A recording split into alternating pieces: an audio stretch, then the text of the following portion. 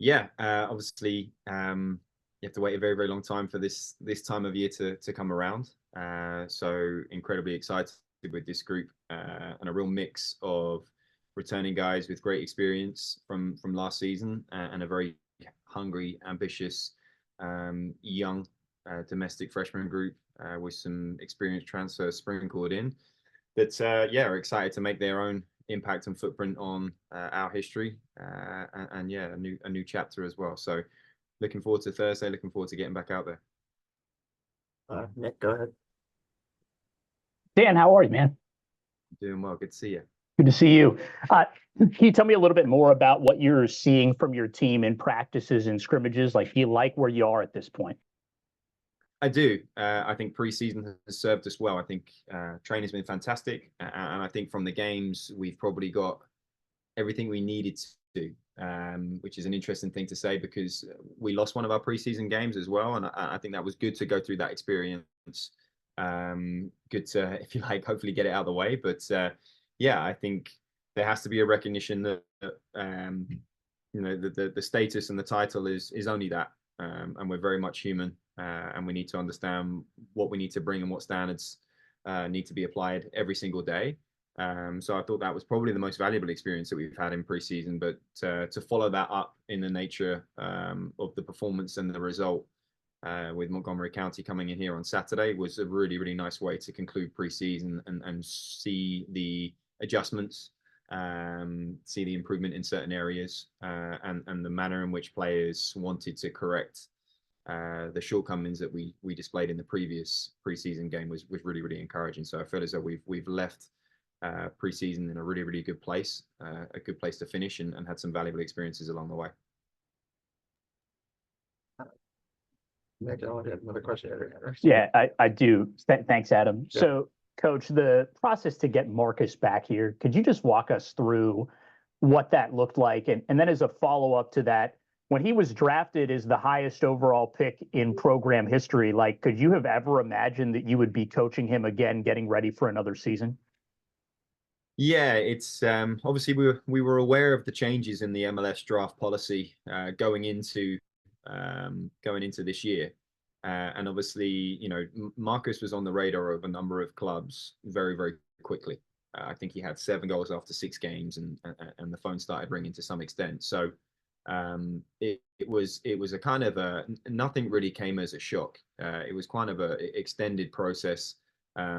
Where I give Marcus a ton of credit is the way he navigated that. You have to understand that, you know, Marcus was getting banded around as a potential #1 draft pick, and he was still 18 years old. Didn't turn 19 till October. So there was a lot of pressure on him. And I thought he did an incredible job not letting that really ever showcase itself in the games. Maybe privately in some conversations that we had, but I think he managed himself incredibly well and very maturely during that process. So to be honest with you, when he went as early as he did to Minnesota, I probably had an understanding that there was a very, very good chance that he was coming back to us. Also, the nature of where Minnesota's circumstances were, they actually were going through that draft without a head coach, a hired head coach. So again, the conversations with their head scout and others along the way gave me an understanding that there was a good chance that they saw incredible potential in Marcus, but probably had a long-term project in mind that meant that him being back with us at West Virginia might have been the best experience for him. To follow that up, he had the opportunity to go in with Minnesota at the conclusion of the spring, get some experience with both the first team and the second team there. And I think it was the perfect experience for Marcus in the nature that I think he feels as though he's really excited for when that time comes, but also believes he's in the best place for him and his development right now, which is still with us here at West Virginia, which of course we're incredibly excited about. Michael, go ahead. Thanks, Adam. Hey, Coach. Yeah, can you kind of just talk about the schedule a little bit? Obviously, opening at home is nice. You guys were unbeaten here last year. And the Sun Belt has become one of the deeper conferences in the nation. I think that's pretty obvious. So can you just talk about the schedule and what excites you and what maybe challenges are ahead for you guys?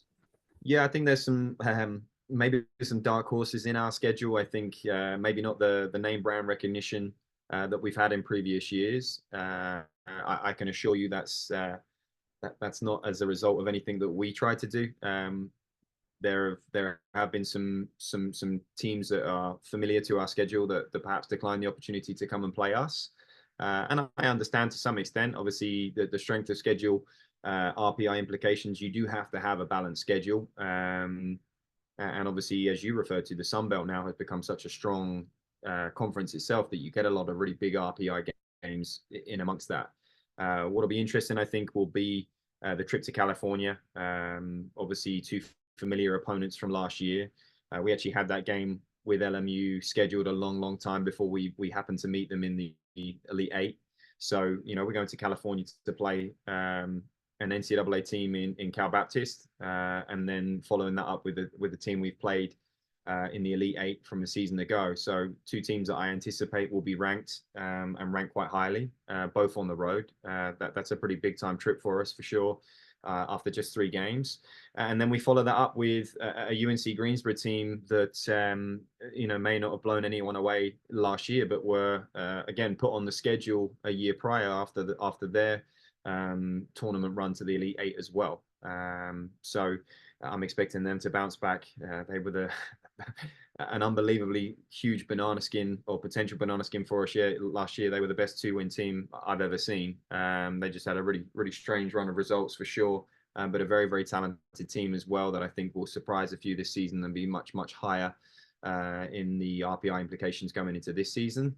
And then another trip to Dayton as well. So another NCAA tournament team that again we've gone there and know firsthand how difficult it is to go there and get a result. So we haven't made it easy on ourselves, and that's the way we like it. You want to feel like you're not looking back over the course of the season and thinking and regretting your schedule, regretting that you didn't play enough high level high end teams. And again, that's kind of the beauty of college soccer. I think there's incredible parity throughout the division. And then there's a lot of mid-majors or schools with respect that maybe don't have the name brand recognition that's associated with football and basketball that are very good and very dangerous. And I think we have a number of those schools in our non-conference schedule this season. Brian, you want to go? Yeah, sure. Appreciate it. Dan, I've actually got 2 for you, if that's okay. The first one being kind of in theme with what you were just talking about there with the preseason rankings and the polls and all those sorts of things. The Sun Belt kind of, I guess we could say, almost runs through West Virginia to a degree with WVU and Marshall. Just, I know you've talked about this before, but where has this state kind of gone in terms of its soccer acumen and its place in the men's college soccer world? Close to the top, right? It's obviously really cool to see the nature of both our position and theirs as well, right? You get the national rankings and you've got 2 teams in the top 10. They obviously pipped us in the preseason conference rankings and fair play, more power to them. I know Chris well. I know he'll be about as worried about that as I am right now, quite honestly. So it's really cool that we continue to raise the profile of the state and then the 2 biggest Division 1 schools within that state on top of things. It's an inconvenience because it's almost always one of our hardest, if not hardest, game of the season, and we certainly hope we can say the same, or they say the same about us, should I say. But yeah, look, I think it's one of the things that we can recruit from. The quality of the crowd, the massive occasion that we had last year. It's one of the first games that we reference when we recruit, not just because we beat the number 1 team in the country at that time, but because there was a massive buzz and energy around it, and the number of recruits that I've reached out that watched that game anyway, maybe before they were even considering West Virginia, has certainly helped us, and I hope them feel like they've raised their profile in the recruiting landscape. And then my other question is here a little bit different, little unsoccer related, I guess, but you guys will be obviously one of the teams at WVU to wear the 44 patches this year for Jerry West. Just as someone who's been around this school, this university for a long time now, what does that mean to you? Yeah, it's really cool. I mean, I got to see it for the first time on Saturday. The patches were on the uniforms. So to know that you have someone that is so synonymous with more than just the university, right? And I think that's the really, really special part of what it means to represent this university. Is the reality is you represent the state as well. I think that's so cool. And again, his footprint on the NBA, again, that signature emblem is just super cool that as a university we get to celebrate him and recognize the values that he stood for as well as a former student athlete here at WVU. Nick, back to you. Dan, last year you called Ryan and Otto, your midfielders, the unsung heroes of the team. They're both back. What have you challenged them with, and what do they need to do in order to elevate their game to help you guys reach the next level this year?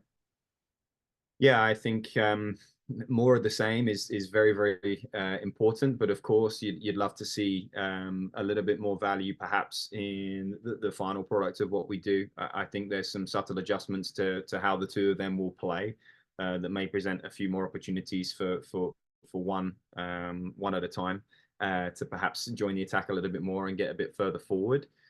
So they're going to find themselves in some opportunities and some moments where they're a little bit further advanced in the game. And I'm sure they'll appreciate the opportunity to do that as well. I know Ryan has yet to score for the program, and he's been here longer than I have. So I'm quick to remind him of that. But no, that would be one minor detail. But honestly, if they both give us the same quality of performances and consistency that they did last year, I'd bite your hand off for it. Kevin? Hey, Dan, back to the Marshall thing. I know it's going to be a thing all year, but I apologize. Last year before the last game of the regular season, so it's not like I got to wait 17 more games before we can talk about it. Right.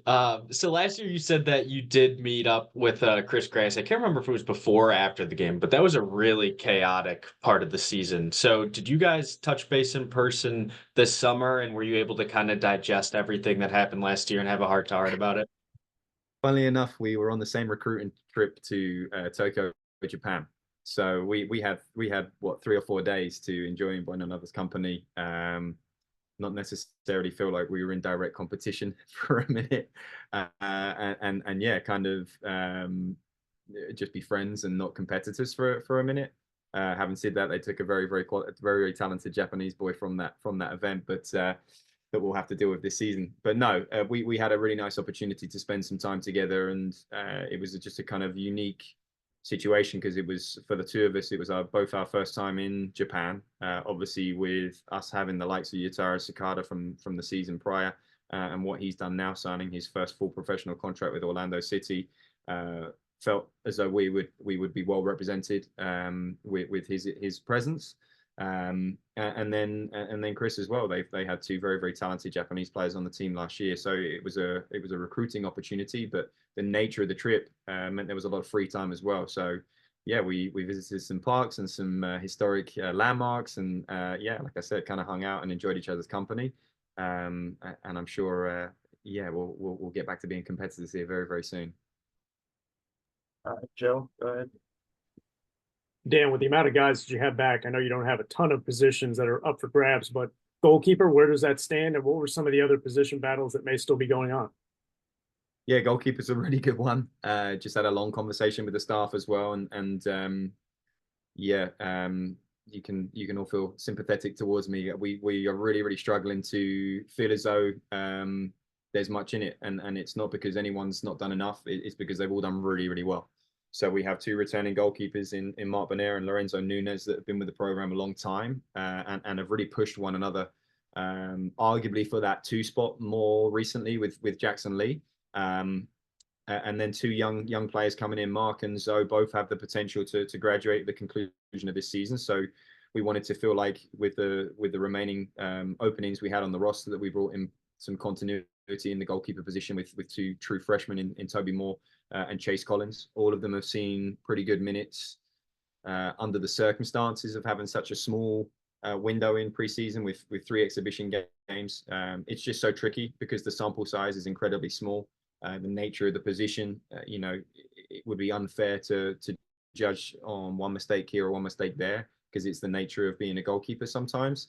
But they've all done really, really well. So we're still kind of navigating that landscape right now, trying to figure out the way we can manage a very, very talented group from top to bottom in the goalkeeper position.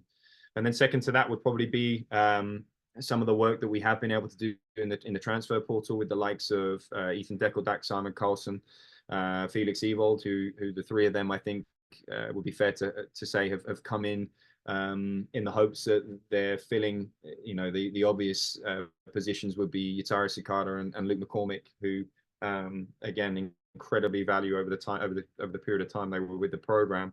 So I'm certainly doing a disservice to some of the young freshmen that have come in and made a great impression, and I think are ready from day one, which is really, really exciting. But we've been able to feel as though, as you mentioned, the returning group. I think we have something like 8 of that starting 11 from the final, or from the semi-final, should I say, that are back with us. I think it's 11 of our top 14 in minutes played that are back with us this year. It would be logical to say that the opportunities are few and far between. But genuinely, we have a really, really good group that have come in here that are going to push some of those returning players, and some of those players that did very, very well for me last season for their positions. Michael, back to you. Yeah, Coach, can you talk about the difference in this season? Obviously, you guys are starting number 3 in the preseason polls, preseason conference player of the year in Marcus. And then last season, you guys aren't in the top 25 in the preseason. What has that difference been like starting this season in the national spotlight? I mean, has it changed your mindset? Do you see any pressure among the team in the locker room? Is there a change in attitude? Like, how has that been for you guys starting the season?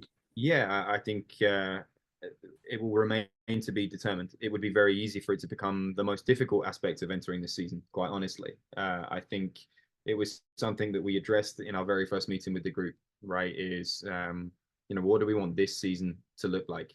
There were just so many milestones and achievements from last season that it would be very easy to fall victim of comparing ourselves to last year. And I think we made it very, very clear that we're not chasing our past this season. This is the 64th year of West Virginia men's soccer, and it's the 64th chapter, right? The 63rd one has closed. That was last year. That was Luke's team. That was Shitara's team. That was Jackson's team, among many, many others. We'll take those memories and we'll absolutely take the confidence that we can have from that season. But this is a new chapter. This is a new start, a new beginning, and we have to make our own path this season. So the last thing I want is, if we're not 15 games unbeaten to start the year, that we somehow judge that as a failure because we were last season. It's just not realistic to try and look that way. We have to, as I said, etch out our own path this year, and be excited about the idea of what we can achieve with this group and what we can achieve this season, because it wasn't like we won a national championship last year, right? There's still more that we can achieve, and I think there's a good hunger and a good recognition and awareness from the group that there is more that we want to accomplish this season. Nick, we'll go back to you for the last question. So, Dan, there's several new rules in college soccer that I wanted to get your take on, specifically the substitution rule. Are you a fan of that substitution rule? How could it possibly change things? Because I know that you've in the past said that your depth makes you stronger, but now you're going to be limited in how you can use that depth.